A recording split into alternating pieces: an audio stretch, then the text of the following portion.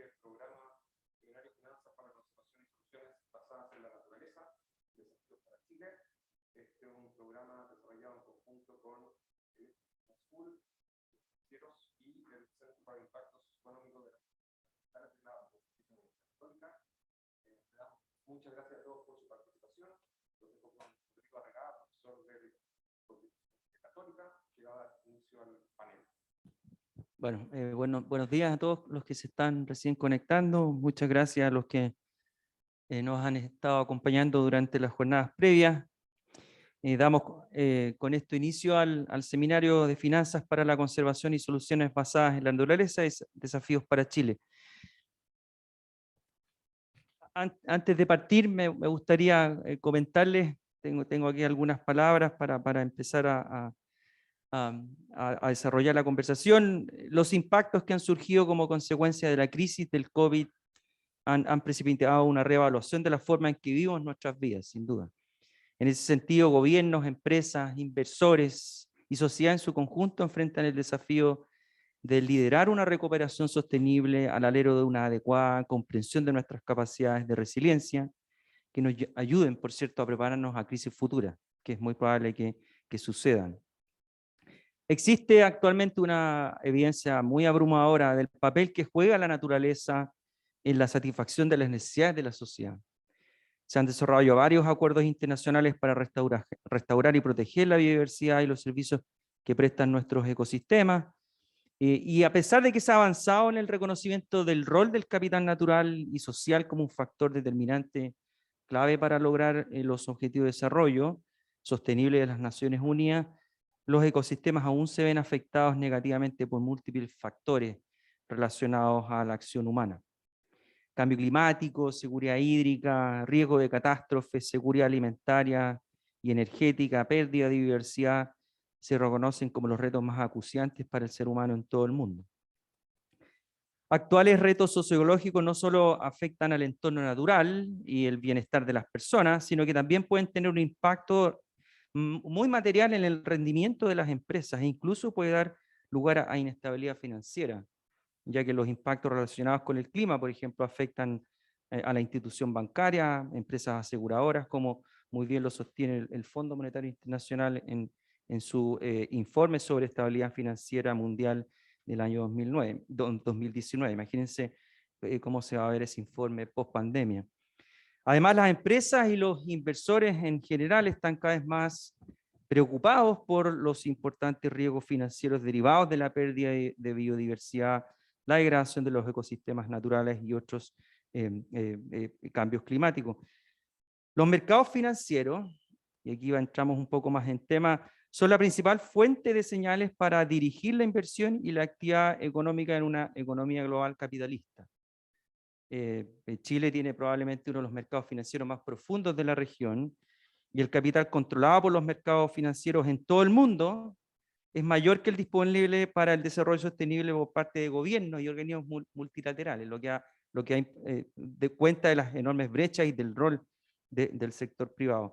Por lo tanto, los impactos potenciales, para bien o para mal, de la toma de decisiones financieras privadas sobre naturaleza y cambio climático en general, son significativamente mayores que las decisiones tomadas por las agencias de ayuda o las organizaciones filantrópicas.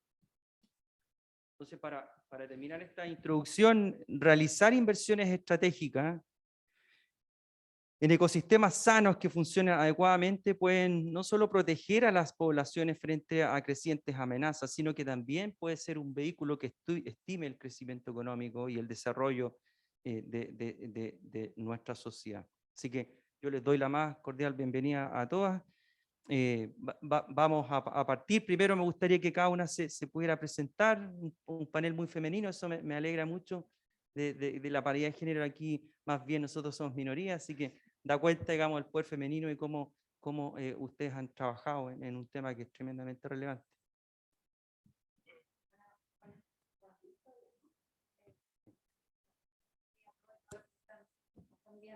Mi nombre es María Ramírez, yo soy directora de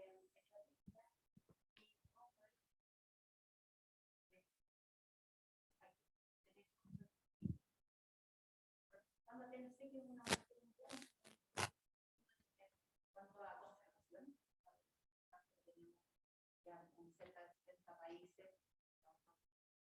por continentes, y donde, bueno, durante los últimos años hemos ido desde estrategias de protección de tierra muy tradicionales a estrategias bastante más relacionadas con la conservación, porque vemos que financiar la conservación va a ser un desafío, es un desafío a futuro si queremos seguir protegiendo la soberanía, sigue siendo aún mayor en este desafío. Así que,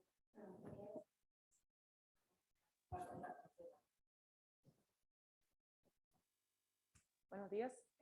Bueno, gracias por la... ¿No se escucha? Hola. Ahí.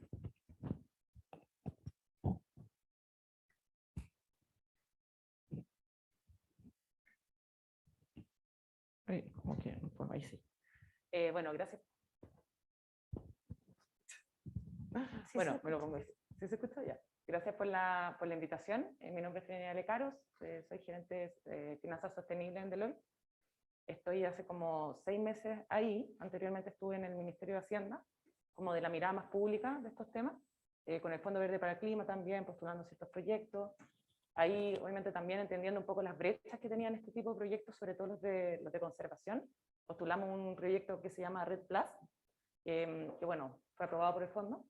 Y también hicimos como una institucionalidad con el sector financiero, con los reguladores, bueno, aquí con las presentes, y tratando de identificar brechas y tratando también de articular al final la transformación que necesitamos para poder cumplir con los desafíos que tenemos en general, no solamente como en Chile, sino que a nivel mundial, obviamente, y cómo nos insertamos también en ese desarrollo de los que van más avanzados, que en este caso podemos ver que es Estados Unidos, que es la Unión Europea, y bueno, y actualmente apoyamos harto a empresas, sobre todo a grandes empresas, como en su camino hacia una mayor sostenibilidad, diagnósticos, también cumplimiento con ciertos estándares como GRI, como SASB, como TCFD, por ejemplo, y postulaciones al Dow Jones, que son cada vez más importantes a la hora de estos inversionistas que están buscando empresas que lo hagan bien en temas de ESG. Entonces, ¿cómo pueden comparar? Porque ese es otro tema, que lo vamos a hablar después. Me imagino el tema de la comparabilidad y de la calidad. Así que eso, gracias por la invitación. Ah, ya. Puede ser que una cosa que se acerquen el micrófono. Bueno, hola, mi nombre es Carolina Flores y soy la coordinadora del Grupo de Cambio Climático de la Comisión por el Mercado Financiero. ¿Sí?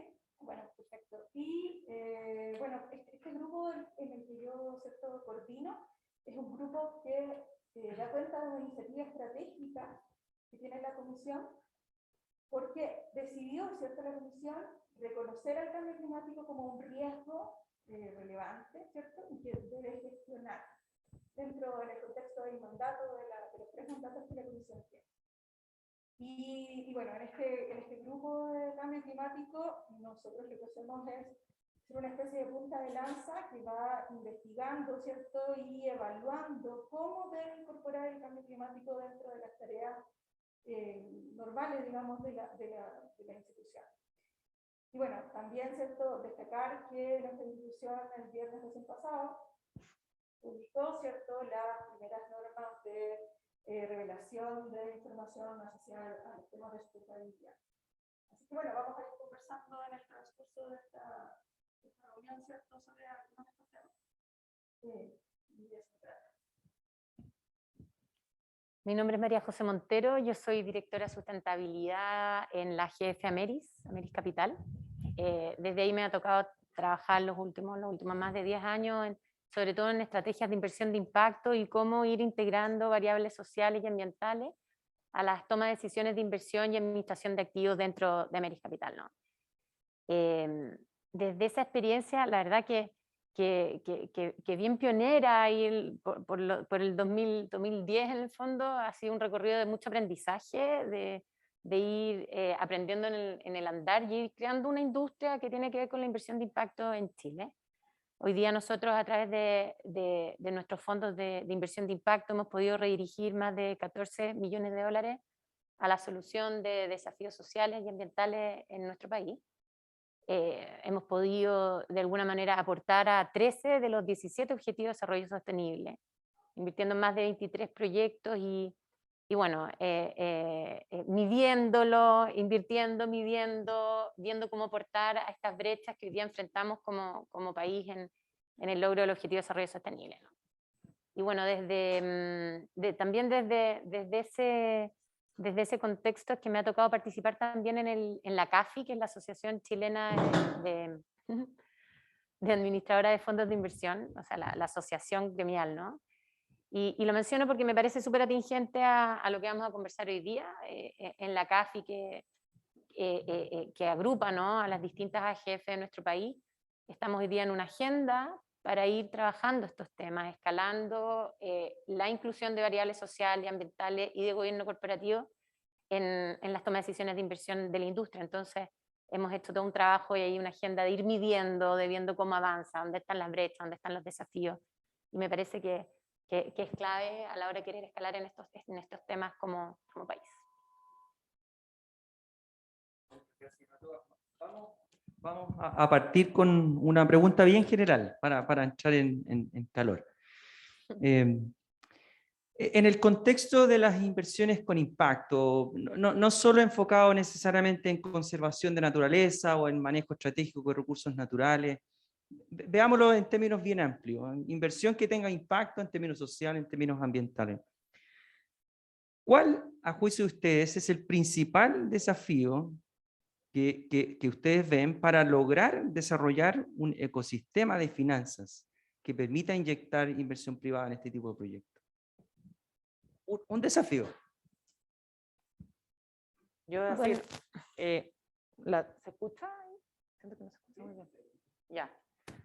La taxonomía, de todas maneras, lo que está haciendo la Unión Europea ahora, definiendo qué actividades son sostenibles, qué actividades tienen impacto o qué actividades son verdes, son sociales, porque de lo contrario el sector financiero no tiene cómo saber si efectivamente las actividades en las que está invirtiendo se alinean también a los desafíos del 1,5 grados, de la Agenda 2030, por ejemplo, y también porque le puede influir como reputacionalmente, siento. O sea, si una empresa quiere invertir en algo y no sabe bien si es o no es, y sabe que el día de mañana quizás se regule, porque ya lo estamos viendo en la Unión Europea, entonces prefiere quizás parar un poco que hacerlo, que después puede haberlo hecho como de una forma que no va en línea con la regulación. Y para disminuir los costos de transacción también, yo creo que eso es clave. Yo me la voy a jugar, me la voy a jugar con la divulgación. En línea con la norma republicana con el semestre. Entonces, si queremos fomentar la inversión, lo que tenemos que hacer es que los inversionistas, pero digamos los que tienen los fondos, sepan qué es lo que estamos haciendo. Entonces tiene que ser una divulgación que llegue, ¿cierto?, a los distintos referentes de capital, y también tiene que ser una divulgación que permita la comparabilidad, o sea, donde un inversionista, ¿cierto?, que tiene que decidir respecto a qué proyecto va a financiar, pueda claramente poder entender lo que cada uno aporta en términos, ¿cierto?, del objetivo, que en este caso sería la sustentabilidad. Sí, yo coincido con la Carolina y con la Trinidad. Creo que sin duda son súper relevantes. Tal vez yo me iría a un término como más conceptual. Yo creo que es súper importante entender que esto es un cambio de paradigma. Y esa es la mayor dificultad que yo he visto a lo largo del tiempo, y que tal vez pasa por tener mucha paciencia en un contexto de que estos temas son súper urgentes. Entonces, creo que hay que entender que esto es un cambio de paradigma que implica pasar de una lógica riesgo-retorno. Nosotros en las tomas de decisiones de inversión nos basamos, ¿no es cierto?, en calibrar el riesgo de las inversiones para un determinado retorno, a pasar un paradigma de riesgo-retorno-impacto. Y eso no es menor, porque te lleva a una lógica de toma de decisiones que no es bidimensional, es tridimensional. Y eso desafía la toma de decisiones de inversión, los conceptos, pero también la práctica. Porque una vez que uno entiende que el concepto es relevante, entiende que tiene que permear las instituciones, etc., hay un desafío en términos operativos, en términos prácticos, porque uno puede entender el concepto, pero pero ¿quién se hace cargo de eso? ¿Es el directorio? ¿Son los analistas? ¿Es a nivel gerencial? Entonces, son conceptos que tienen que empezar a permear las instituciones. Y eso toma tiempo. Eso toma tiempo. Por lo mismo la regulación es clave, por lo mismo la academia es clave, por lo mismo también los distintos actores en el fondo que componen estas industrias juegan un rol. O sea, nadie queda exento de ese rol. A ver si puedo continuar un poquito, pensando también en esto de la divulgación y del cambio de paradigma, donde efectivamente desde el punto empresarial, yo creo que todavía no está permeado este concepto, uno, de conservación, pero dos, yo creo que se sigue viendo esto como que existe un trade-off entre riesgo, retorno y impacto, pero no necesariamente así. O sea, nosotros, una de las cosas que hemos visto durante la mañana es que si pensamos en el mediano y largo plazo, esto no es un trade-off. Las decisiones de conservación y las decisiones que se implementen hoy va a permitir que las empresas tengan un mejor futuro financiero, independiente que además van a tener un impacto social, medioambiental y en términos de gobernanza. Pero el desafío para mí, y que escucha, estamos planteando puros desafíos distintos, eso quiere decir que los desafíos son súper amplios. Son múltiples. pero yo creo que tenemos que avanzar en tratar de cambiar ese paradigma empresarial, que esto es un gasto. Porque esto no es un gasto, es una inversión que va a tener un retorno. Y no solamente en términos de impacto ESG, sino que va a tener un impacto financiero en la empresa. Y en la medida que nosotros podamos cambiar esa conversación, y vamos a tal vez empezar a cambiar un poco de quién es el responsable dentro de la empresa, como decías tú, de evaluar esto. Esto es una decisión de asuntos corporativos, de cómo nos ven la sociedad como empresa, o también puede ser una decisión financiera y operacional, donde nosotros vemos que el financiamiento que va a tener la empresa va a ser distinto si es que nos vamos acomodando a estas nuevas normativas, y que el desempeño operacional y de riesgo operacional de la compañía puede ser distinto si empezamos a implementar mecanismos de disminución de riesgo y conservación. Entonces, en la medida que podamos ir incorporando esto dentro de la toma de decisiones que va más allá de asuntos corporativos, yo creo que podríamos acelerar la adopción por parte de empresas. Yo quisiera agregar ahí en esa misma línea un desafío, la verdad. Estoy totalmente de acuerdo, hay varios desafíos aquí. Y hay un desafío que vemos nosotros desde la conservación cuando uno empieza a implementar los proyectos, porque en la práctica tienes que entregar un resultado tangible, ¿cierto? Un producto finalmente en que están invirtiendo, qué es lo que están esperando. Y la naturaleza y la conservación no es tan digamos, estructurada. Entonces, entender y fijar las métricas para entregar luego ese resultado, para que luego se transforme en un número para que un empresario o un inversionista lo entienda, hay un mundo de diferencia. A veces uno quisiera proteger y conservar, porque finalmente si hablamos de conservación y proteger el medio ambiente, no estamos hablando de algo tan concreto, estamos hablando de proteger un bosque a lo mejor o alguna especie, pero ¿cómo le ponen valor y métrica a algo así?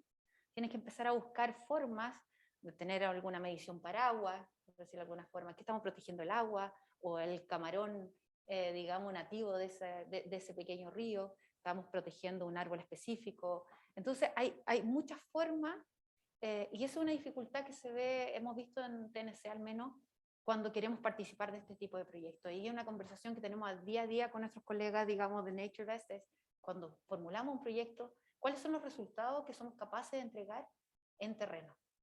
¿Y en cuánto tiempo? ¿Estamos seguros que vamos a entregar ese valor o vamos a tener un montón de desafíos de terreno, digamos, que creció, que no creció, que hay agua, no hay agua, que finalmente se quemó el bosque que estabas protegiendo y se perdió toda la inversión? Entonces, hay desafíos muy prácticos también en terreno que bueno, que es uno más dentro de todos los desafíos que ustedes han mencionado.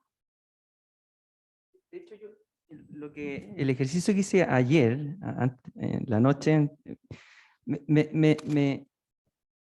saqué todos los reportajes que pude del Wall Street Journal que tienen que ver con la COP26. Hice un cruce y hay uno que tengo varias cuñas de la COP, pero las voy a ir sacando en la medida que sea pertinente. Hay uno que tiene que ver con el impacto de los accionistas. Entonces, lo que los inversionistas presentes en la COP26 coincidieron, es decir, que en gran medida es que la mejor manera de lograr que las empresas reduzcan sus emisiones de carbono, esto muy en el contexto de la COP, ¿cierto?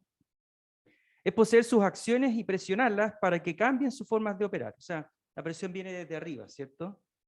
Pero algunos observadores dijeron que deberían hacer más. Siempre quedamos cortos, ¿cierto? Entonces, muchos inversores han estado utilizando el concepto del stewardship, como yo soy un protector, ¿cierto? Como excusa para invertir como de costumbre. Entonces, sin embargo, muy pocos están practicando un compromiso significativo. ¿Ustedes están de acuerdo con ese diagnóstico en el ámbito local o si tienen un diagnóstico a nivel un poquito más global? Mira, yo creo que nosotros vamos muy lento.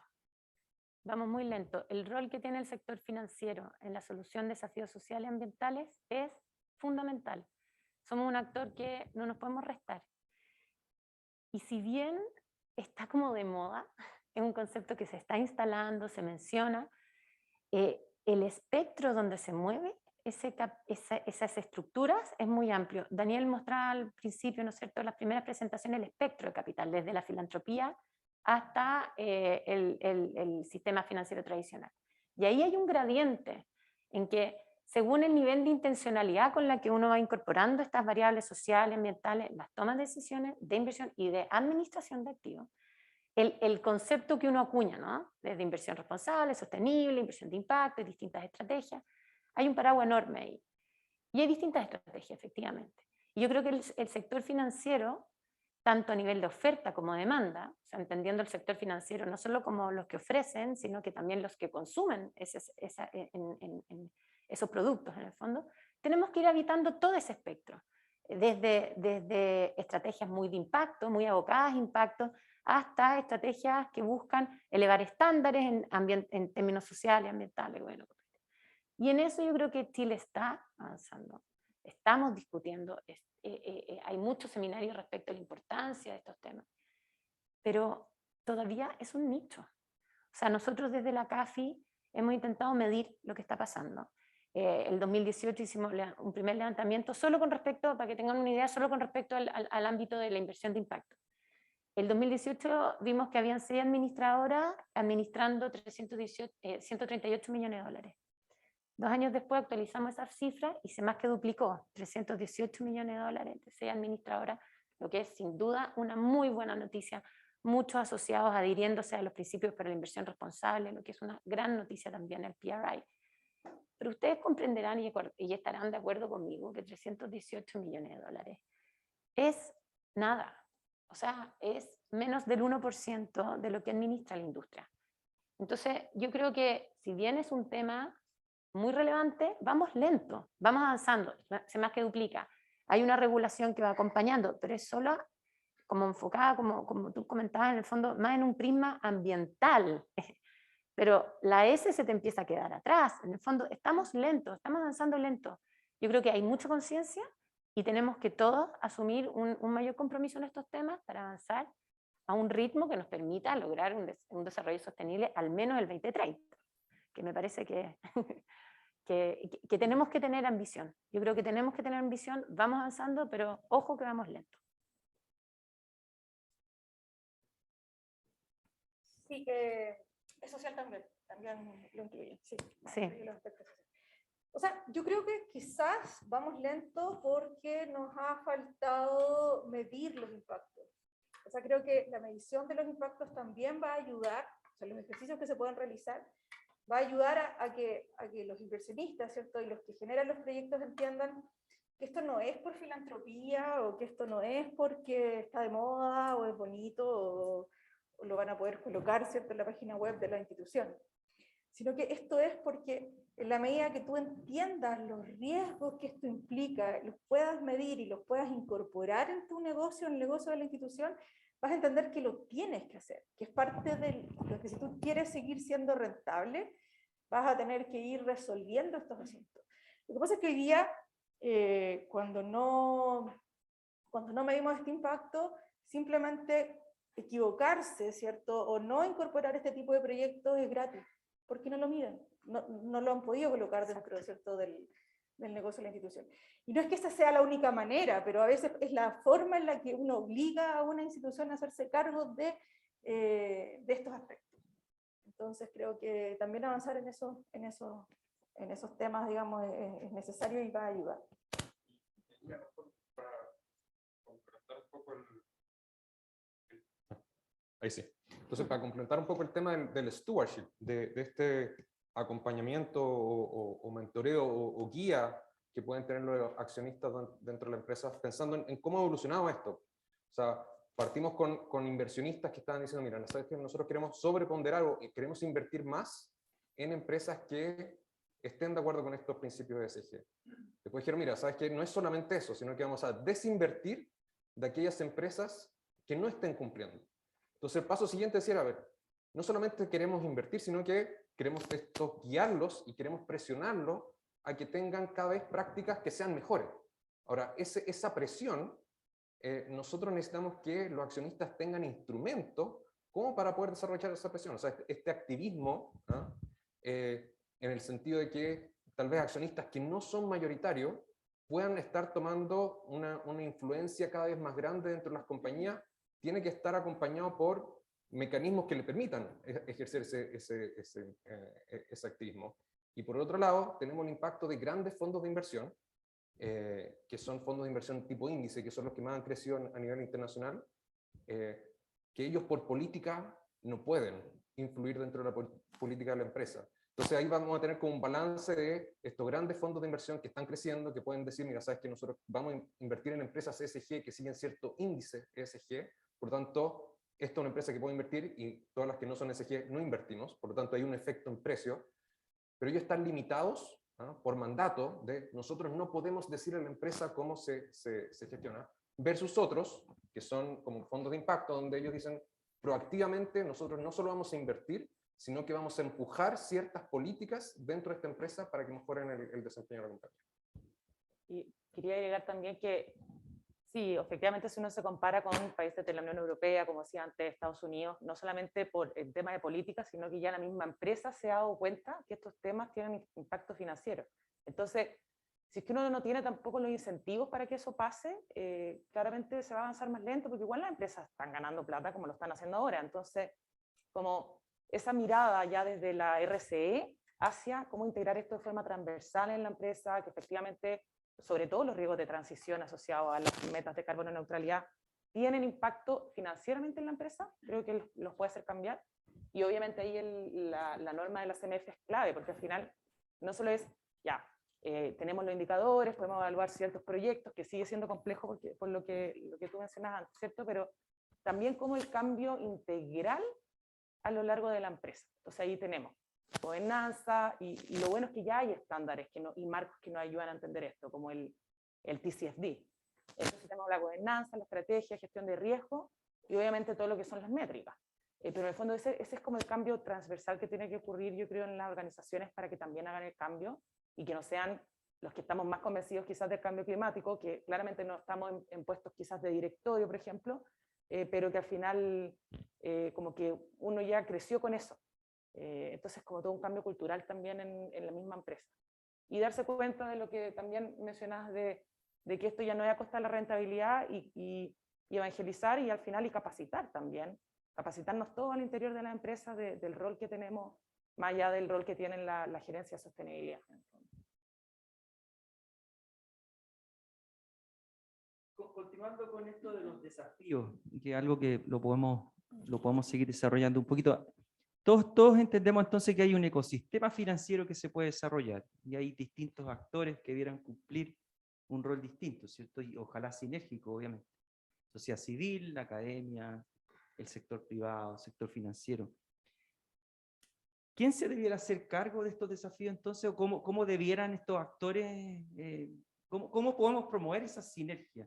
Porque me parece que cuando se desarrollan estas instancias de diálogo, es el mundo financiero hablando con el mundo financiero, el mundo ambiental hablando con el mundo ambiental, o el mundo normativo hablando con el mundo normativo, pero cuesta, digamos, que estas comunidades se junten y conversen estos temas, porque obviamente no hay un actor que va a traer la solución. Entonces, ¿quiénes debieran hacerse cargo de estos desafíos y cómo promovemos esas sinergias? Nosotros en TNC al menos siempre hablamos de una colaboración radical. la verdad. Sin colaboración y sin trabajar en conjunto entre los sectores, no va a ser posible. Parte de lo que tú ya dices, digamos, es la situación de hoy, no se conversa entre los sectores, pero creo que eso debería ir cambiando también. Hay que poner voluntad, yo creo, generar estas instancias como estamos ahora. Creo que el sector academia tienen un gran rol en eso, en a lo mejor reunirnos, a tener esta conversación y poder poner los distintos puntos de vista en la mesa. Entonces, creo que un tema, deberíamos empezar a conversar, deberíamos empezar a generar instancias. Existen alianzas, pero a lo mejor deberíamos estar fortaleciendo eso.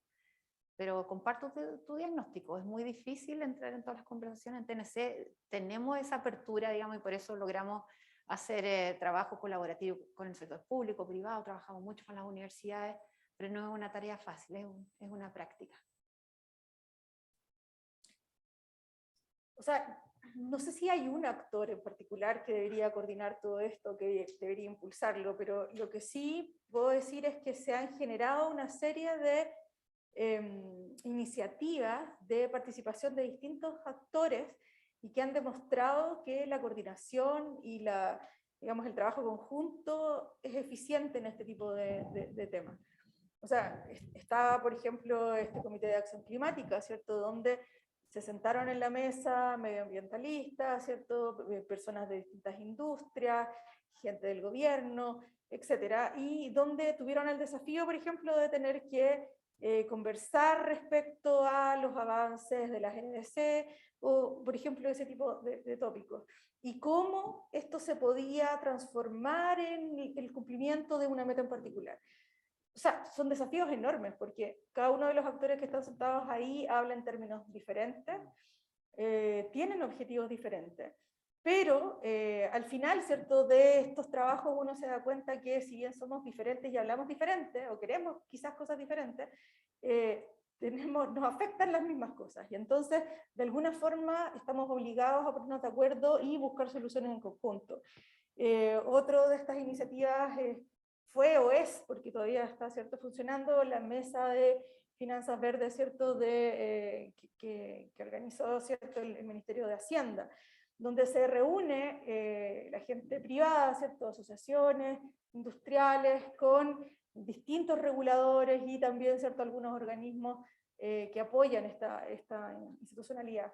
Y donde otra vez, ¿cierto?, tenemos que obligarnos a buscar puntos en común para poder avanzar en estos desafíos que al final nos afectan. Entonces, no sé si hay un actor. Lo que queda claro es que la coordinación es necesaria y que al final, digamos, a pesar de las diferencias que podamos tener, estamos obligados a tener que resolverlo. De lo contrario, no llegamos a ninguna parte. Sí, ahí tal vez solo complementar, porque estoy de acuerdo, o sea, esto es con colaboración radical, o sea, en el fondo súper de acuerdo con todos, porque efectivamente para estos cambios como de paradigma tenemos que hacerlos de manera conjunta, y yo creo que sí eso existe, o sea, esa como cultura, yo diría que en este sector existe, porque entendemos que tiene que ser articulado. A mí lo que me gustaría complementar de eso es que para que la colaboración exista, yo creo que el actor clave en esto es la persona. Es como el individuo, el ser humano. En el fondo, para que estos cambios existan, somos las personas las que tenemos que generar ese cambio. Uno le echa culpa o responsabiliza como las instituciones, pero finalmente el que compra un producto es una persona, el que consume es el consumidor, el que vota es el ciudadano, el que ofrece un producto financiero con determinadas características somos las personas. Entonces yo creo que realmente caer en la cuenta de la responsabilidad que tenemos como ciudadanos, como muchas veces decimos, votar ciudadanamente a través de los distintos instrumentos financieros, o sea, votar cada vez que compramos, votamos por, no sé, mano de obra infantil, si una polera tiene mano de obra infantil, tal como votamos por la mano de obra infantil si estamos invirtiendo en un fondo que considera mano de obra infantil en su proceso productivo. Entonces, por eso también la importancia de la información que hemos hablado hoy día, de las métricas, de la reportabilidad. O sea, yo creo que hay desde luego la colaboración, pero también haciéndonos la pregunta personal, ¿cómo lo estamos haciendo cada uno de nosotros? Sí, estoy totalmente de acuerdo. Hace un par de semanas en una clase que estaba asociado a temas de cambio climático, uno de los estudiantes preguntó, me dice, bueno, pero ¿qué hacemos? Porque esto al final es como, estamos como perdidos, dijo algo así, ¿no? Y los inversionistas, y sonaba como algo tan lejano, ¿no? Estas Claro. personas extrañas que parece que son inversionistas. Y lo que conversábamos era, oye, perdón, pero cuando estamos hablando de inversionistas, en realidad estamos hablando de una asignación de capital eficiente, ¿no? Pero ¿de dónde vienen los capitales? Entonces decíamos, bueno, tú tienes fondos de pensión, ¿no? Tú ahorras para tu pensión. O efectivamente, tú vas y compras y escoges y tienes una opción de decidir qué es lo que quieres consumir o no, ¿no? O cuánto quieres consumir. O, por ejemplo, tú dices, tú puedes optar, ¿cierto?, al tipo de producto financiero que quieres tomar. Entonces, efectivamente, o sea, las personas tienen un rol sumamente relevante. Y también nos hemos dado cuenta, ¿cierto?, cuando participamos en estas distintas mesas de trabajo de las que hablaba, que hay un componente de interés también de quien participa. Por lo tanto, sí, totalmente de acuerdo. Yo creo que el Estado quizás, o sea, y hablo como de a largo plazo, tiene que tomar también un rol como un poco más activo en esto.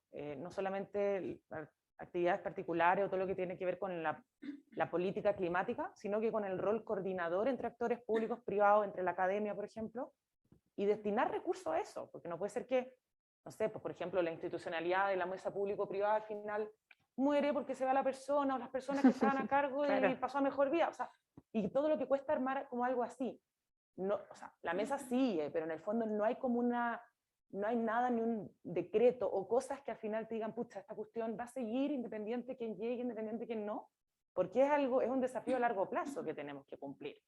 Y al final no solamente porque Chile lo quiere cumplir, o sea, nosotros somos una economía chica y abierta que sabe que te va a pegar, si no es por todas las alianzas internacionales como APE, con la Alianza Pacífico, etcétera. Por los mismos inversionistas en los mercados globales vemos que cada vez exigen más.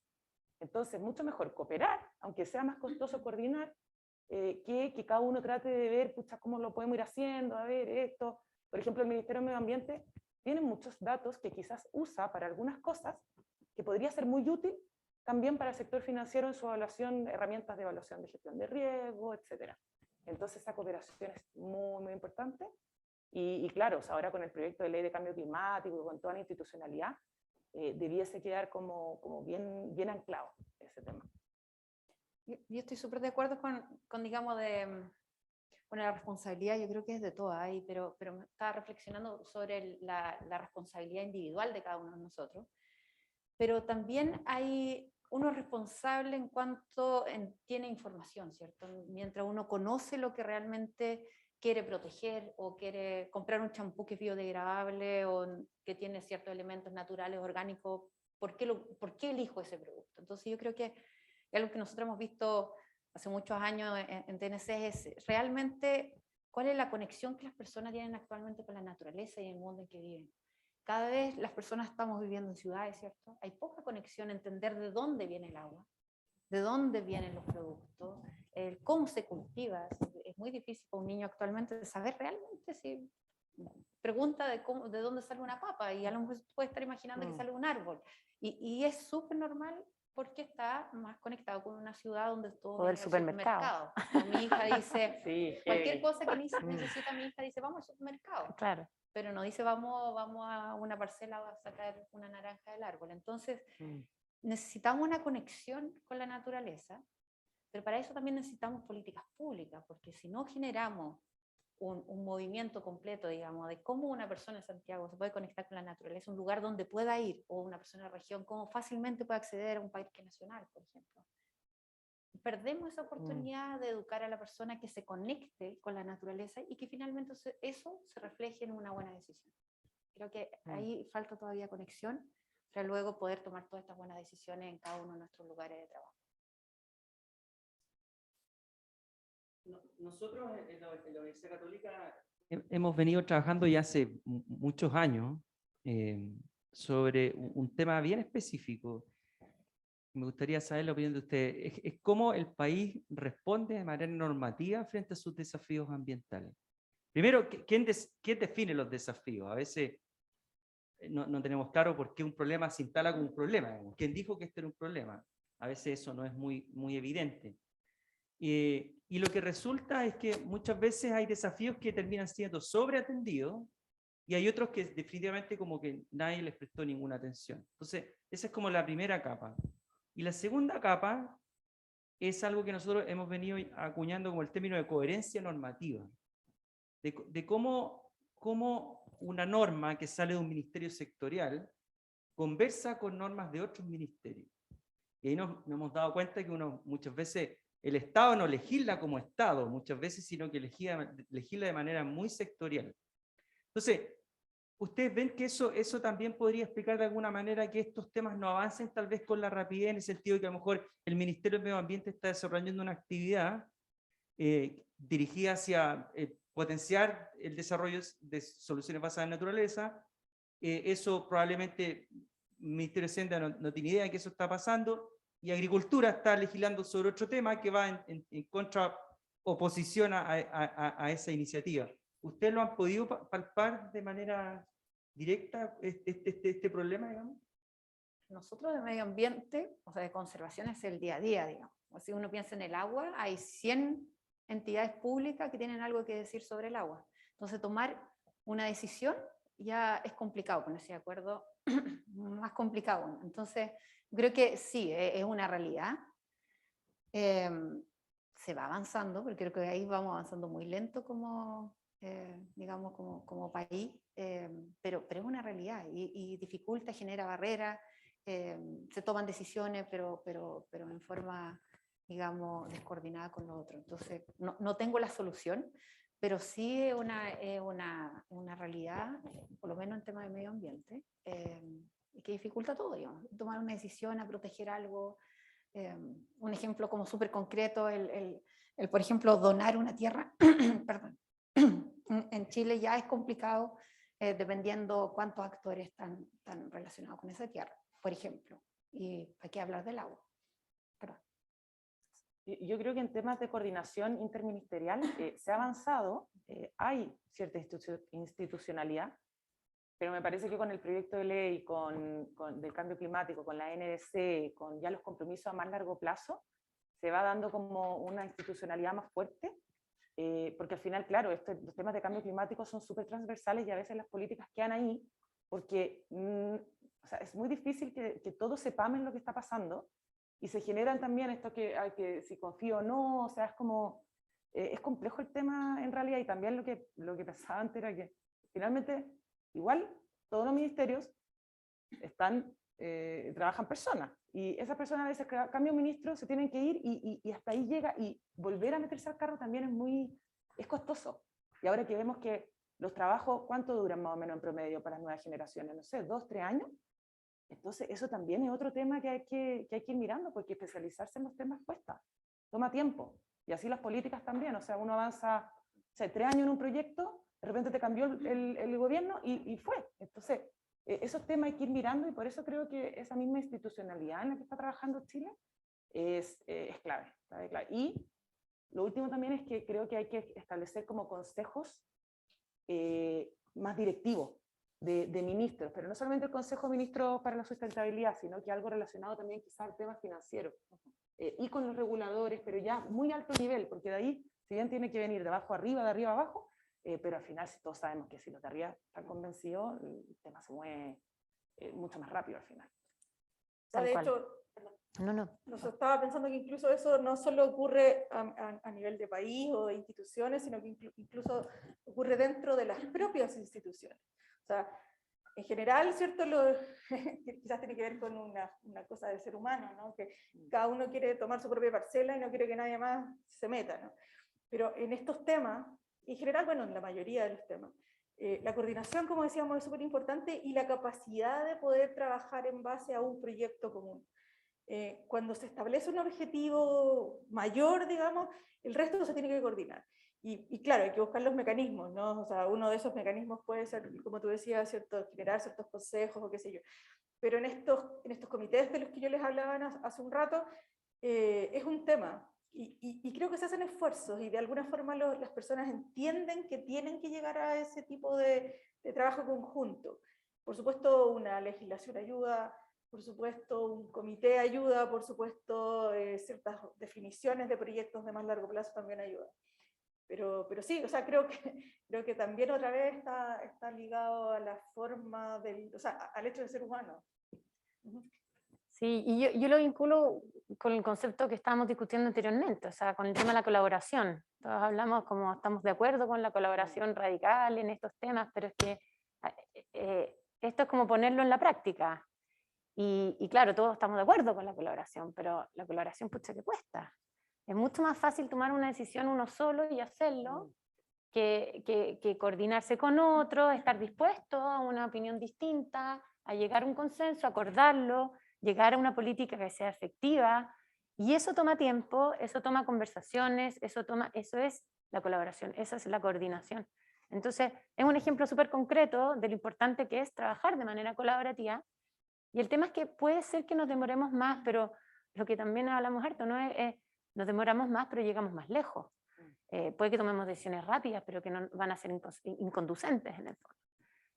Y yo creo que, y yo esto lo vinculo también, yo creo que en ese análisis, tal vez yéndose como un poco más mirándolo más de lejos, pero algo que mencionabas tú antes sobre el trade-off entre estos distintos aspectos. Yo creo que ahí es súper importante generar adecuadas expectativas respecto a este concepto del trade-off, porque yo efectivamente creo que en el largo plazo no va a existir trade-off entre impacto y retorno.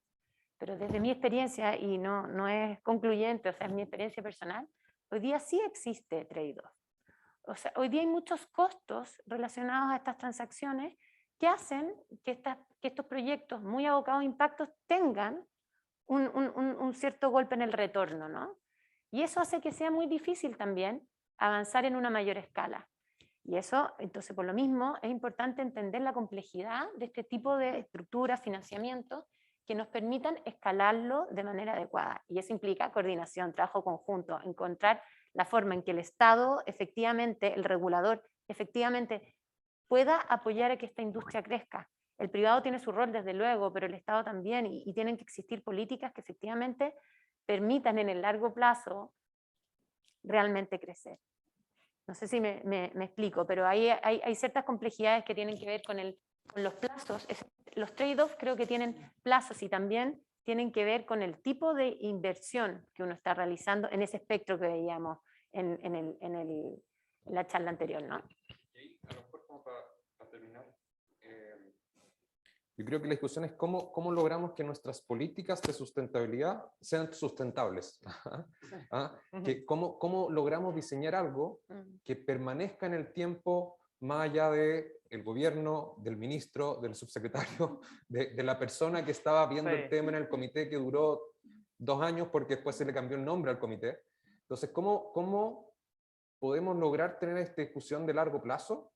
De más que cuáles son las leyes, cuáles son los comités, es cómo nos vemos nosotros empujando este tema en el mediano y largo plazo, y que no dependa de el comité que estoy haciendo, el financiamiento que conseguí, el bono que emití, que a lo mejor después no se va a usar porque lo emitió el gobierno anterior. Entonces, ¿cómo logramos que esto sea una política realmente sustentable? Yo creo que ahí es relevante que no solo el sector público o el gobierno lidere. Yo creo que también está en un momento que creo que la ONG pueden liderar, las universidades pueden liderar, las comunidades pueden liderar. Y eso hace que sean decisiones más a largo plazo, porque las comunidades no cambian, la ONG no cambia, la universidad está. Por lo tanto, los gobiernos también, creo pero los gobiernos sí, duran un tiempo. Por lo tanto, yo creo que es importante compartir ese liderazgo en esos comités, en esas mesas, para que sea algo que perdure en el tiempo. Y generar a lo mejor organización o vehículos de estas mismas mesas para poder mantenerlas más tiempo, que no desaparezcan, digamos, con el cambio del gobernador o el cambio de presidente. Y ahí le sumaría a la empresa. Claro, o sea, también. La mayoría de las empresas dura más que los gobiernos. Entonces, y dura más que la ONG, y dura más que las fundaciones. Entonces, ¿cómo logramos incorporar a las empresas dentro de esto? Y que las empresas, nuevamente, vean el potencial que esto tiene, vean el potencial de la industria, etcétera, etcétera. Es interesante lo que están diciendo, porque se me viene a la mente el tema de las compensaciones ambientales, y ahí es donde uno se da cuenta que qué tan sustentables son nuestras políticas, porque, no sé, Andrés, que en la práctica a lo mejor lo ve mucho más, una empresa compensa o un ente tiene que compensar por el desarrollo de un proyecto, entonces se desarrolla la compensación, pero después termina el periodo, digamos, de compensación y después si ese bosque siguió más adelante, quién sabe, vamos, porque yo ya cumplí con lo que a mí me pidieron, y entonces, obviamente que la sostenibilidad financiera no está incorporada. Miren, tengo otra cuña de la COP. Este es más crítico. Dice, la vieja cifra mágica de 100.000 millones en financiamiento climático anual para mercado emergente ha sido descartada como patéticamente insuficiente. India solo ahora pide 1 trillón para el final de la década y la factura anual total para las economías emergentes se estima en 1,3 trillones. Lo único seguro de esta factura es que nunca se pagará. ¿Qué opinión merece ese? Tal vez muy en la línea de lo que decías tú, María José, digamos, hasta qué punto yo me estoy creyendo esto de pensar en el largo plazo, de invertir como le sigo mirando como el trade-off, parece, ¿cierto? ¿Por qué yo voy a hacer esto? Aquí no hay ningún retorno, digamos, el impacto ya no es un problema mío, digamos, entonces esa plata va realmente a fluir. ¿Y por qué apareció como el gran mensaje de la COP, digamos? Esta idea de que los países desarrollados van a tener que empezar a generar grandes flujos de dinero hacia países más emergentes, dado que los países emergentes quieren hacer lo mismo que los países desarrollados, pero parece que no sería buena idea si queremos seguir avanzando en un uso más sostenible de los recursos, en abordar el cambio climático. ¿Qué les parece a ustedes? Yo creo que ahí, o sea, lo que destaco del artículo, y que es lo que a mí me incomoda, es que termina diciendo, ¿y quién va a pagar esta cuenta? Esto no es una cuenta, ¿ah? Esto no es una cuenta. Esto es algo que tenemos que hacer, porque el costo de no hacerlo es mucho más grande que esa cuenta. Entonces, en la medida que seguimos teniendo esta discusión, ¿ah? esta pelea entre por qué los países ricos tienen que estar pagando la cuenta de los países en subdesarrollo, que no tienen tecnología, que están contaminando más, esa es una discusión que tenemos que cambiar lo antes posible.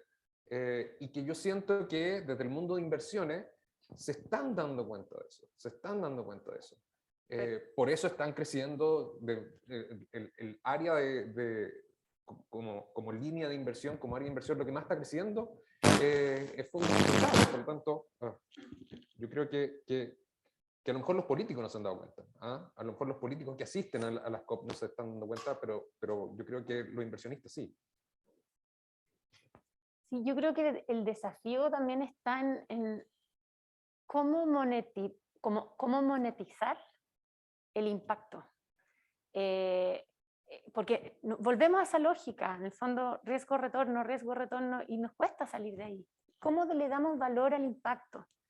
Y cómo asignamos recursos. Esto debería ser radical, o sea, dado la urgencia de lo que estamos viviendo, que tiene que ver con no la vida del planeta, sino que sabemos de la humanidad en el fondo, deberíamos estar destinando muchísimos recursos a esto. Pero hay impedimentos que tienen que ver que son súper entendibles también, o sea, que hay un tema, hay negocios detrás, no son cambios de un día para otro, pero deberíamos estar haciéndolo. ¿Y por qué no lo hacemos? Porque yo creo que también hay un desafío en cómo monetizamos o valoramos o damos cuenta de ese mayor impacto. Y ahí yo no tengo soluciones. Pero veo el desafío, veo la problemática de que de alguna manera no le damos valor, no le damos, en cómo funciona nuestro mercado, no le estamos dando valor a ese impacto. Y de alguna, no sé si me explico, Sí, pero... Solo para continuar con Luis Meda, yo creo que en la primera presentación del día vimos algo de eso, y yo creo que eso explica por qué inversionistas se están dando cuenta de esto más rápido que políticos. Que es porque esto va a tener un impacto financiero. O sea, el cambio climático tiene un impacto financiero, no solamente en la empresa, en su producción, sino en la industria financiera a través de las compañías de seguro. Entonces, en la medida que el área financiera, como dices tú, puede monetizar o puede cuantificar el impacto de esto, es capaz de prevenir y decir, oye, si no hago algo ahora, esto me va a salir muchísimo más caro en el futuro. Por eso estamos dispuestos a empezar a invertir ahora, a tomar una política más activista dentro de las empresas para asegurarnos que las empresas donde nosotros estamos invirtiendo puedan sobrevivir esta situación más desafiante que viene a futuro. Yo creo que ahí también hay que entender que efectivamente este es un tema global y que, claro, como muchos dicen en estas negociaciones, sí, los países desarrollados se desarrollaron a costa de emitir, emitir, emitir, y ahora nos hacen a nosotros, países en vías de desarrollo, no emitir, y el costo de eso es muy grande.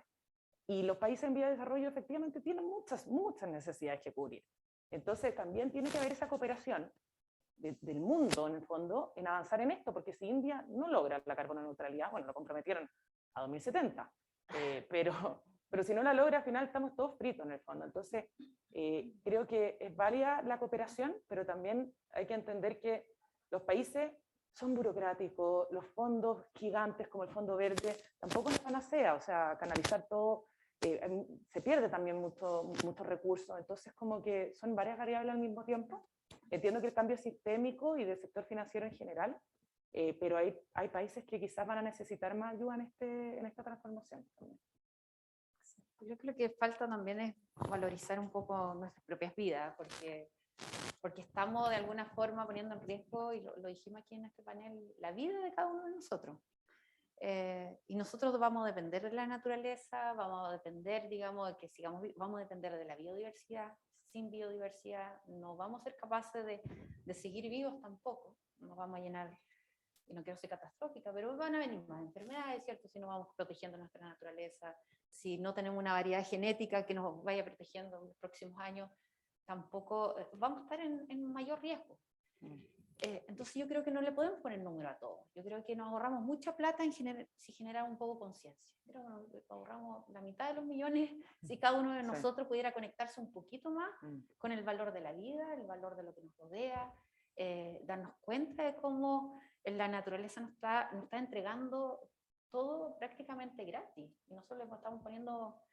Y con esto no quiero transformar, digamos, todo este tema de la naturaleza, la finanza y generar una separación, pero yo creo que son totalmente complementarias. Entonces, si nosotros podemos tomar buenas decisiones, siempre y cuando tengamos una conciencia de lo que nos rodea, y también monetizar o valorizar lo que ya existe. ¿Por qué voy a construir un tranque si puedo proteger un humedal que ya está recibiendo el agua, la está cuidando, la está filtrando y la está entregando para todos nosotros y tomamos agua de ahí? ¿Para qué quiero, digamos, generar más infraestructura, más inversión, cuando es mucho más barato proteger lo que hay? Entonces creo que hay una falta también de conocimiento, y ponerle, y a lo mejor hay esta parte también del futuro de las ONG, y que nosotros empecemos a valorizar y mostrar mucho más cuánto cuesta realmente ese árbol que ya está hace 100 años. Y no necesariamente tener que estar recuperando una zona y que gasto plata en poner un árbol nuevo y esperar que crezca 50 años. ¿Por qué no dedico un tiempo a proteger lo que ya tenemos? Entonces, hay ahí una mezcla entre efectivamente monetizar, crear conciencia y cultura, y también, bueno, valorar, que cada uno empiece a valorar la vida, porque de eso dependemos. O sea, sí, lo que pasa es que creo que por alguna razón creemos que monetizar es muy difícil, monetizar, como decía, ¿cierto?, es muy difícil, o que a lo mejor hay que partir por reconocer. Yo creo que aquí la clave, porque estamos hablando, ¿cierto?, en un seminario de finanzas, ¿no? Entonces la clave es la gestión de los riesgos. Y la primera tarea de una gestión de riesgos es la identificación de los riesgos. Entonces, o sea, no puede ser que hoy día, por ejemplo, una empresa crea que instalar un edificio sobre un humedal tiene costo cero.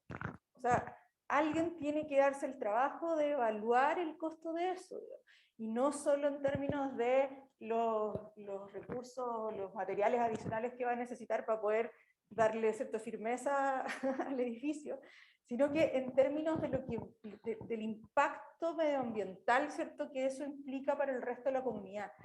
Efectivamente, ¿cierto?, como decía acá, la restauración es muchísimo más cara que la protección. Y efectivamente, en el caso de los humedales en particular, ¿cierto?, se ha discutido de que la recuperación del humedal a veces incluso no es posible. Bueno, perdón, yo no soy experta en biología, o sea, en temas medioambientales, pero entiendo que es mucho más costoso y a veces, ¿cierto?, incluso no se logra, y sin embargo, proteger ese mismo lugar es más barato y genera mayores beneficios. Entonces, tenemos que esforzarnos en ser capaces de gestionar esos riesgos, de identificarlos, de entender esos fenómenos. Y ahí, bueno, en la cooperación que pueda haber, ¿cierto?, por ejemplo, o el trabajo que se pueda desarrollar en las academias es sumamente importante. O sea, les contaba que nosotros en la comisión estamos intentando hacer estos estudios de impacto, pero otra vez, no somos expertos medioambientales, entonces estamos trabajando con la información, ¿cierto?, que provee la gente del Ministerio de Medio Ambiente, que es sumamente valiosa. Estamos trabajando con algunas universidades, y es la única manera, porque no podemos lograr, ¿cierto?, tener expertos de todo dentro de un regulador, por ejemplo. Pero otra vez, la coordinación, otra vez la identificación, otra vez, ¿cierto?, el tener que conversar de estos asuntos y resolverlos. Solo para terminar con la cuña esta, a mí me parece que hay algo interesante que ocurre en la COP, que puede ser un actor que está queriendo jugar un rol distinto, que es la banca. Y la Alianza Financiera de Glasgow de las Naciones Unidas para Net Zero, que es lo que se armó como producto de la COP, ya argumenta que grupos financieros con activos que manejan 130 billones se han comprometido con su programa para reducir emisiones. Esto es como una competencia. Esa escala es suficiente para generar 100 trillones hasta 2050 para financiar inversiones necesarias en nuevas tecnologías y suficiente alcance. Entonces, pareciera que algo está ocurriendo, o ¿cómo lo ven ustedes? A mí me parece interesante. Esto hay que plasmarlo en medidas concretas, cómo se va a desarrollar en lo operativo, pero pareciera que hay actores que están desde el mundo privado tomándose esto como súper en serio. O sea, yo creo que desde luego, yo creo que desde el mundo privado estos temas se están tomando, se están considerando, por lo menos puedo hablar desde el mundo de la CAFI, hay una preocupación porque se entiende que es un tema real. El tema es cómo, y tal vez lo mencioné antes, pero cómo lo operacionalizamos, porque cómo lo llevamos a la práctica, cómo lo bajamos. Uno ve los directorios de las empresas. En los directorios de las empresas, ¿quiénes saben de estos temas? ¿Están presentes estos conocimientos de un punto de vista operacional? Cuando tú vas tomando las decisiones de inversión, por ejemplo, tiene que saberlo el analista, es parte del due diligence, el portfolio manager lleva un seguimiento de esto. Esos son cambios que hay que ir incorporando y ir procesando a nivel operativo, ¿no? No solo a nivel de concepto. Y eso, bueno, esos son procesos. Ahora yo creo que este es un tema que llegó para quedarse. O sea, sea por un análisis de riesgo, sea por un análisis de oportunidades, estos temas llegaron para quedarse. O sea, como sociedad tenemos que dar cuenta de esto. Y no solo un tema generacional de los millennials. Yo creo que como sociedades son temas que llegaron para quedarse, que están instalados. Y es difícil que uno se pueda meter en el corazón de las instituciones, de las personas. O sea, a mí no me importa si es por análisis de riesgo o por ver en esto una oportunidad. A mí me parece que en términos prácticos tiene que ocurrir. Y lo que esté pasando en el corazón de las personas, ojalá sea con mucha intención, muy alineado a los hechos. Pero si no lo es así, termina siendo también una necesidad de sobrevivencia, ¿no? Y yo creo que estos temas llegaron para quedarse. No sé si eso responde a dónde iba tu pregunta, en el fondo, pero... Y yo les voy a hacer vamos a seguir profundizando por razones obvias un poquito en el rol de la academia. Yo les voy a hacer una confidencia. Yo soy doctor en economía, pero de finanzas no sé nada. Entonces dije, esta cuestión no puede ser, yo quiero aprender y lo voy a aprender en serio y me puse a estudiar. Entonces yo soy alumno del Magíster de Finanzas del ESE.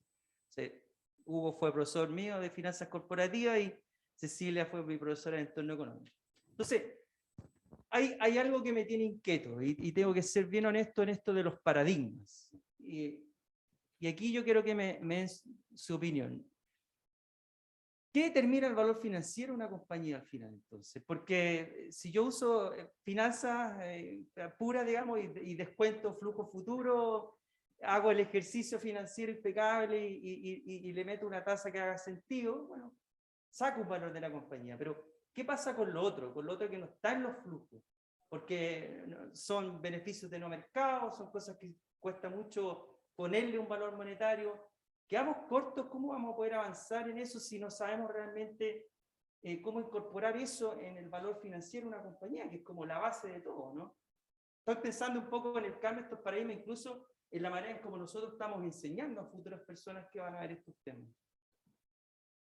No sé si me leí mucho en el tema, pero... Sí. El profesor. Yo puedo responder con la respuesta de clase.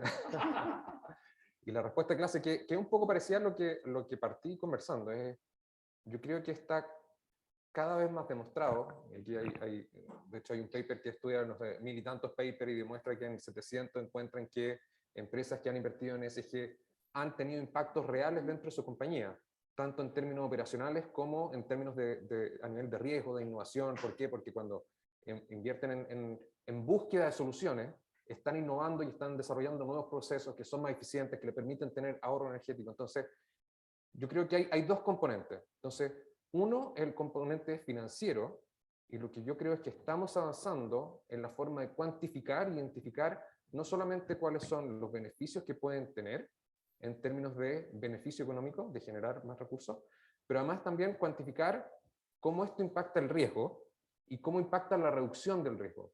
Entonces, de nuevo, sorry lo académico, pero soy profesor. Entonces, nosotros hemos visto que durante la pandemia, empresas que estaban más alineadas con políticas ESG, o que tenían un mayor ranking ESG, o que participaban en índices ESG, tuvieron un mejor desempeño durante la pandemia.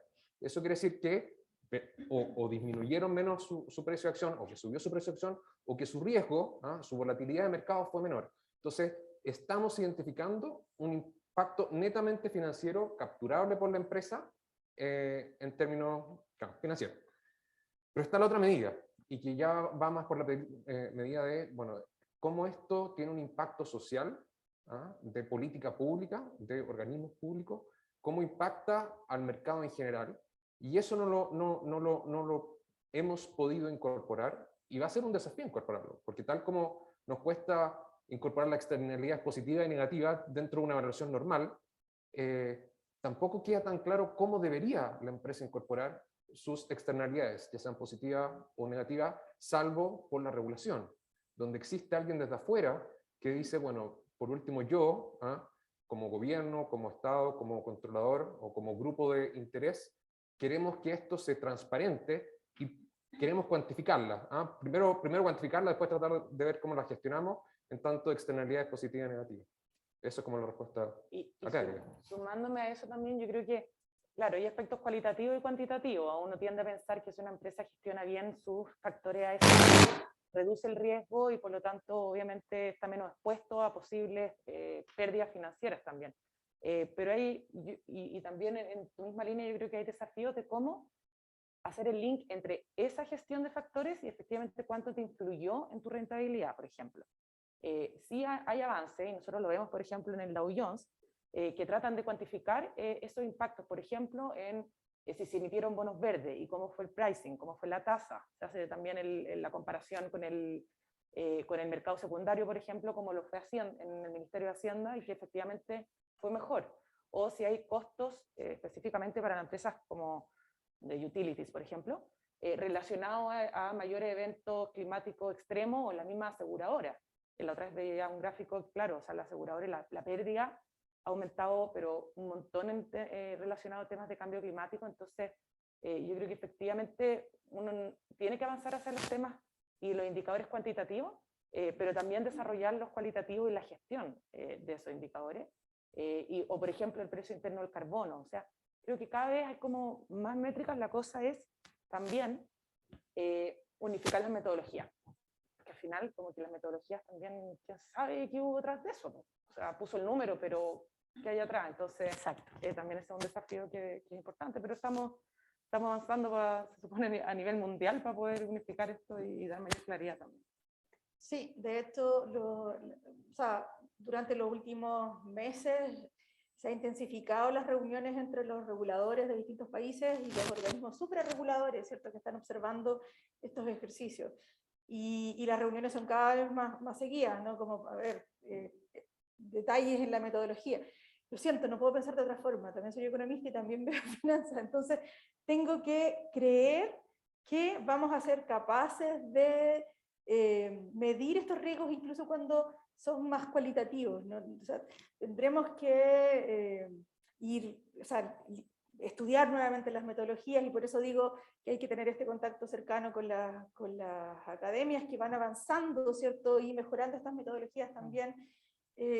Tendremos que ser capaces de cambiar nuestra cabeza y ser, ¿cierto?, más sutiles en la asignación de esos valores, pero tengo que creer que se puede hacer, porque de lo contrario, cuando estudiemos, ¿cierto?, los canales de transmisión del cambio climático, ¿cierto?, en las distintas empresas, si no lo hacemos, estamos fritos, digamos, o sea, está todo mal medido, y entonces cuando hablamos de la asignación del capital o del otorgamiento de los créditos, va a estar mal asignado y mal entregado, entonces...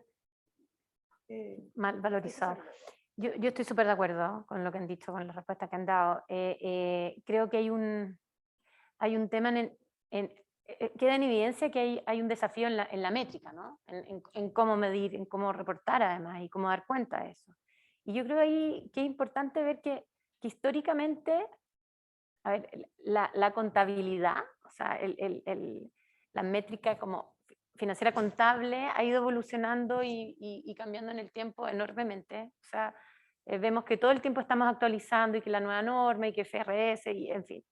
Lo mismo va pasando, creo yo, con el tema de la medición del impacto o de los resultados de impacto y cómo se van integrando estos lenguajes, que yo creo que vamos a ir avanzando cada día más a una mayor integración. Y eso es un proceso. Yo creo que se ha avanzado mucho, pero también hay muchos desafíos y probablemente en este ámbito es donde hay más desafíos. Yo solamente para llevar un ejemplo concreto, pero el Global Impact Investing Network saca un estudio sobre la inversión de impacto todos los años. ¿Sí? Y sacaron, de los últimos 10 años, y vieron cómo los distintos actores que hacían inversión de impacto iban cambiando su forma de reportar y medir. Y vieron cómo en los últimos 10 años pasaron de un porcentaje muy menor a más del 80 y tanto %, que contaban no solo con indicadores internos, sino que también con indicadores externos, de un tercero independiente que evaluaba el desempeño de... Entonces aquí yo creo que están los desafíos para las instituciones, ¿no es cierto?, las empresas auditoras, ahí cómo se han visto desafiadas en el fondo en cómo van dando un reporte sobre la sanidad de los estados financieros de las instituciones, cómo empiezan a verse también desafiados en cómo evaluarlas, no solo desde ese prisma, sino que de una manera más integral. Y ahí, bueno, hay harto avanzando y hay harto por hacer. Y bueno, la Trinidad puede saber más. De finanzas no sé nada, pero sí sé cuando tenemos conversaciones con... Pero no es difícil, se puede Se puede aprender. Hay un Con el curso profesor. para eso. Me voy a inscribir. Con un máster. Pero sí se sorprenderían, bueno, uno tiene siempre muchas conversaciones con el sector privado y se sorprenderían lo poco poca información que manejan respecto a los riesgos que tienen ambientales. O sea, no tienen claro de dónde viene su agua, viene de un pozo y ahí tienen un contador, pero no sabe cuánta agua tiene, a qué profundidad está, si hay, quién está en el camino, digamos, o cuenca arriba. No tienen claro que proteger una cuenca le va a tener retorno a largo plazo. No manejan esa información. Y eso yo lo veo riesgoso para finalmente la sustentabilidad de su negocio. Porque puede tener proyectados los números a 30 años, 25 años, 15 años, pero no sabemos si el agua le va a llegar ahí por los próximos 15 años y no manejan esa información. Y tampoco existe información pública que le permita meterse en una página y decir, sí, aquí está la información y le pide a un consultor que me levante esa información. Entonces, hay mucha inversión por hacer todavía en este tipo de estudio, de información, para que las empresas puedan tomar mejores decisiones, puedan calcular bien, digamos, su negocio, puedan entender si van a tener que estar ahí 15 años, van a tener que cambiarse de su lugar. Pero esa información, la verdad es que durante los años me ha ido sorprendiendo lo poco que se maneja. En esa misma línea, ahora voy a hablar como economista ambiental, no como financiero. Entonces, cuando uno hace una acción de conservación o de manejo sostenible de recursos, eso conlleva costos. Y los costos en el 100% de los casos son costos privados. Alguien tiene que pagar eso, ¿cierto? Y los beneficios, casi en el 100% de los casos, son beneficios públicos. O sea, son beneficios no mercados. O sea, son beneficios que son súper difíciles de medir de manera monetaria, ¿cierto? Entonces, en el contexto del desarrollo de soluciones basadas en naturaleza o natural climate solutions, como más en general, y en esta necesidad de contar con financiamiento para que estos proyectos entonces puedan ser financiados, y tal vez desde la CAF ustedes puedan tener mucha más experiencia, se requiere que existan flujos identificados, ¿cierto? Y de ingresos me refiero, que permitan de alguna manera obtener un retorno asociado a la inversión, pensando que esto no es filantropía, ¿cierto? Entonces, ¿cuáles son esos flujos? ¿Cuál es su dinámica, si ustedes lo han podido analizar? ¿Cuáles son las principales barreras? Tal vez varias de estas cosas ya las hemos hablado, pero ¿cuáles son las barreras que existen hoy para poder identificarlos, visualizarlos y valorar esos flujos? Ahora, en el caso del agua, el agua funciona en Chile al menos en un mercado privado. Entonces, por lo tanto, esa agua fue asignada y no tenía costo inicialmente, pero sí, ahora hay puede existir una transacción y se puede pagar por litros de agua. Entonces, yo creo que de todas maneras igual es responsabilidad de todo de proteger una cuenca, porque el retorno igual sí es público para todo, pero finalmente el agua va a llegar a la empresa, va a llegar a la sanitaria, digamos, que luego, y luego va a llegar a tu casa. Entonces todos estamos pagando por esa agua, por lo tanto la inversión yo creo que también corresponde que sea público-privado, porque finalmente el agua es para todos. Entonces, sí, yo creo que por lo menos acá en Chile, en otros países a lo mejor funciona, si el agua es pública o un bien para todos, funciona así. Además que por ahora en Chile todavía no se asegura el agua para la naturaleza, por ejemplo. También creo que es responsabilidad de todos que de alguna forma busquemos un método, una forma de ir protegiendo el agua que finalmente va a pasar por nuestros ríos, pero que va a ir alimentando nuestra naturaleza y finalmente genera todo, digamos, este círculo de protección de la naturaleza que en beneficio de todos también. Pero sí, lo que quiero dejar, digamos, como reflexión es que creo que es responsabilidad de todo invertir en proteger, porque estamos aprovechando esa agua tanto para vivir como para generar un producto final, una bebida, un alimento, lo que sea. Hay todo un área de la economía que creo yo, esto es una opinión personal, que se estudia poco, y que es el área que tiene que ver con el estudio de los bienes comunes. Hay un premio Nobel, una mujer de hecho, que estudió sobre estos temas, y creo que, y por eso otra es una opinión personal, pero creo que falta un poco avanzar en el estudio, el entendimiento de esa área de la economía. O sea, creo que efectivamente nos hemos ido desarrollando mucho por el lado de las finanzas o de la valoración de la empresa, qué sé yo, en términos de los beneficios individuales, ¿cierto? Y creo que tenemos que desarrollarnos por el lado de los bienes comunes. Creo que ni siquiera la definición de bienes comunes todavía es lo suficientemente clara. Entonces también lo planteo como un desafío incluso de la academia. Y a lo mejor una parte de un curso de un magíster, no lo sé, pero creo que nos falta, o sea, de verdad, creo que cuando hablaba hace un rato, ¿cierto? Hablando como de la naturaleza del ser humano, creo que nos falta entender el trabajo en comunidad, los beneficios de la comunidad. Incluso cuando hablábamos, ¿cierto?, de los desafíos que teníamos y de la coordinación, qué sé yo, había un tema que me daba vuelta y que yo decía, bueno, no sé cómo incorporarlo dentro de esta conversación, pero que también es relevante, y es el que tiene que ver con la comunidad, con la incorporación de otros territorios, ¿cierto?, con el hecho de entender que la centralización no es la solución para todo este tipo de cosas. Yo no vivo en Santiago, por ejemplo, yo vivo fuera de Santiago, y a pesar de vivir a 1 hora y algo de Santiago, me doy cuenta que el mundo es completamente distinto cuando se trata de una ciudad más pequeña, el acceso a ciertos servicios, qué sé yo. Entonces, vuelvo a la idea de nuevo, ¿cierto? Pero creo que nos falta pensar como comunidad, nos falta pensar como estos bienes comunes que no son tan simples de valorar.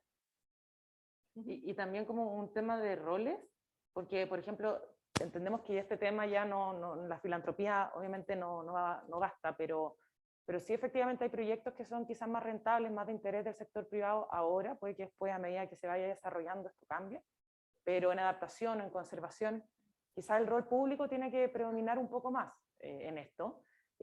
Siempre digo ahora, porque este tema está en desarrollo, pero y todos los temas de mitigación está siendo abordado, dado también los incentivos que hay, por ejemplo, con las licitaciones de energía, etcétera, por el sector privado, pero claro que hay el sector público y también los organismos multilaterales tienen un rol importante en el financiamiento mixto hacia proyectos que actualmente están siendo menos rentables, pero que igualmente son necesarios. Súper de acuerdo. Y además que hay un tránsito, ¿no? Hoy, o sea, como decía la Trini, ¿no? La filantropía es absolutamente necesaria en esto, pero no es suficiente, o sea, no son los recursos suficientes para dar cuenta de los desafíos que tenemos. Entonces, ahí es donde es importante entrar con una lógica de cómo puede actuar el sector privado, el sector desde los que busca o sea, que busca rentabilidad, ¿no? Y ahí, claro, ahí está el desafío, yo creo, para echar a andar la bolita, ¿no? Pensando en el mundo de la conservación, de recursos naturales, no es tan rentable. Entonces, volviendo al tema del trade-off, porque es distinto, yo insisto, es distinto inversiones ESG que te elevan los estándares de una empresa, que en el fondo en ámbito de prácticas dentro de una institución, a inversionistas que están buscando resolver un desafío social o ambiental, la inversión de impacto, que busca rentabilidad y además es distinto, que el core business esté abocado a resolver un problema.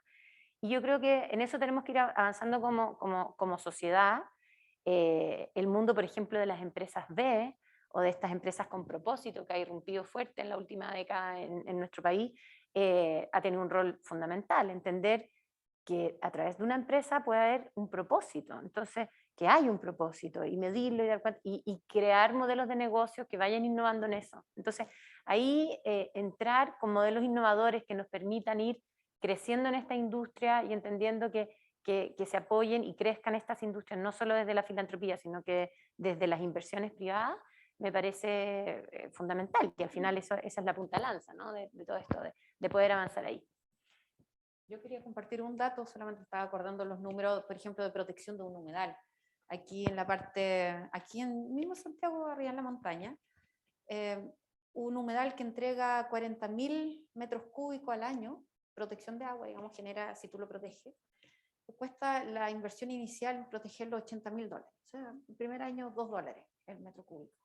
Pero si tú lo proteges a perpetuidad, bueno, a los 10 años vale 0,2 y así de nada. Entonces, en el fondo, se puede relacionar un poquito ahí los números, entendiendo que la inversión inicial en proteger y conservar es alto, sí, porque uno podría decir, bueno, hay muchas otras cosas que uno podría gastar los $80.000, pero pensando en que esa acción va a durar para siempre y que va a asegurar agua por muchos años, la verdad que creo que en algún punto, después de los 10 años, 20 años, vale la pena hasta el número. Antes de cerrar, yo voy a abrir si alguien tiene alguna pregunta. Andrés, no sé. Hola, yo le puedo hacer una pregunta. Pero quiero hacer una pregunta jugando un poco abogado del diablo y a los no conversos. ¿Se escucha? Sí, estoy completamente de acuerdo con todo lo que han dicho, pero si empiezo como a resumir el panel, uno se topa con algunos elementos que generan poca esperanza. Entonces, la pregunta es patúa porque me encantaría que la respuesta fuera sí, hay esperanza. Pero quiero contarles respecto a la conclusión. Mariana habló de que el sector público tiene déficit y que no hay desconexión. Y hay ejemplos que son increíbles. Chile no tiene un servicio de biodiversidad, por ejemplo. Llevamos 12 años y no existe un servicio de biodiversidad. En materia de legislación, estamos hablando de impuestos verdes y estamos seteando a $5 la tonelada. Y la misma autoridad dice que debiese ser 25, fue el precio sombra.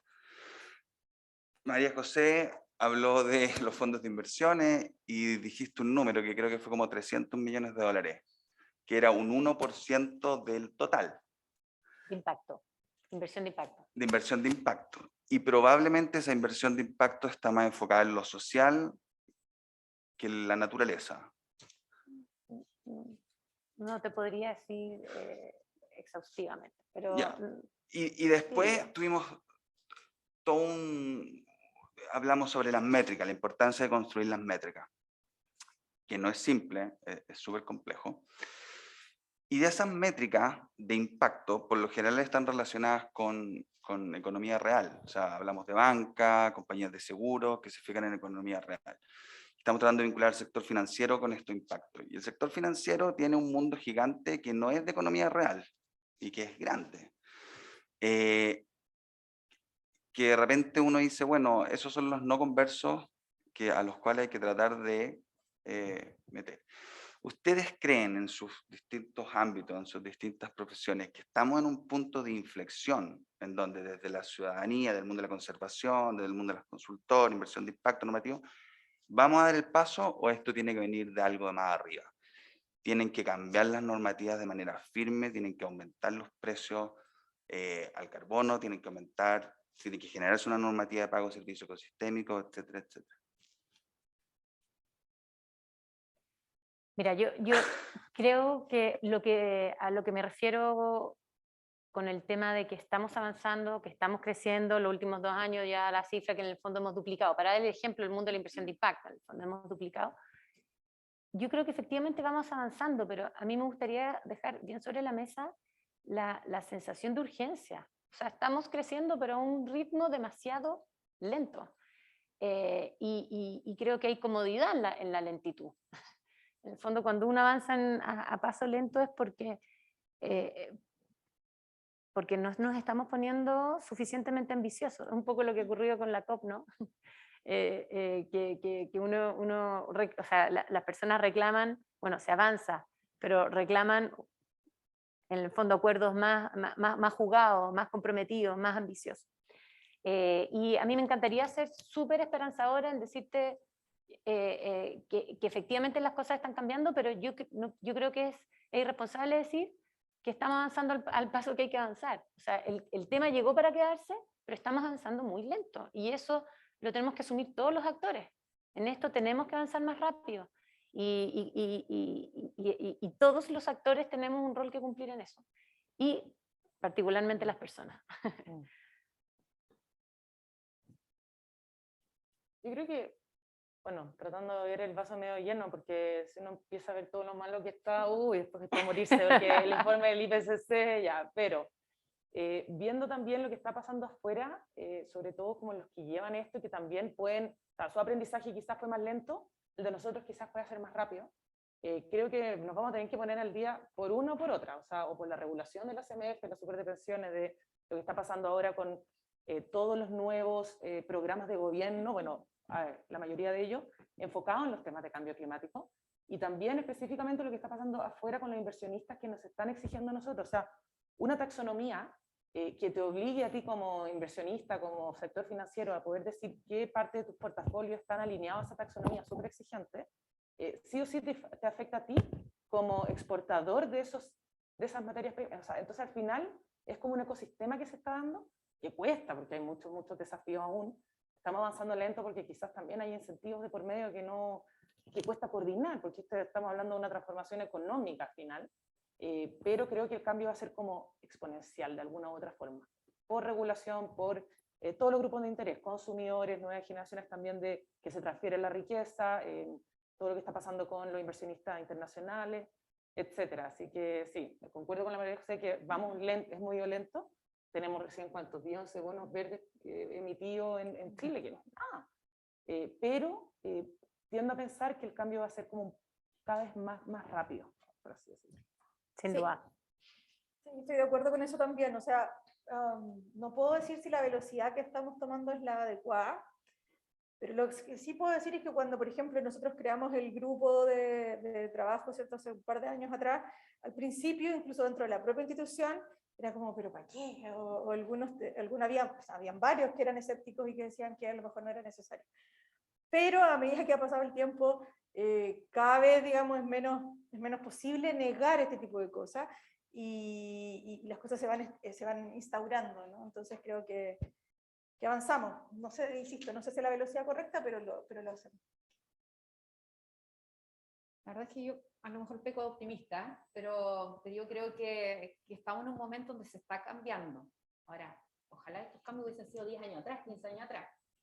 Pero creo que ahora hay una presión fuerte, nacional, internacional. Yo creo que todos lo sienten, todas las noticias están plagadas, digamos, de temas de medio ambiente, de la COP, de lo que está sucediendo en el mundo, lo cual no veíamos antes, no era tan flagrante. Estaba tratando de buscar ejemplos, digamos, a lo mejor desde TNC, veo que hay mucho más interés e información en el sector corporativo. Antes yo veo lo que sucedía 10 años atrás, hablábamos más desde la filantropía, hablábamos más sobre una buena intención, hablábamos más sobre, éramos menos, digamos, hablando del tema medio ambiente. Y ahora veo mucho más interés del sector corporativo en comprometerse, en entender, empezar primero a entender lo que está pasando, qué es la conservación.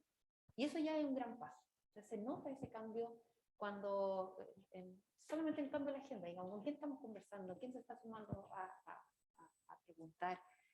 ¿Cuál es el interés? ¿Cuánto se está invirtiendo? ¿Y cómo se está invirtiendo? En Latinoamérica en general, Estados Unidos se caracteriza, digamos, por tener mucha filantropía, ¿sí? Lo cual Latinoamérica no es tan así.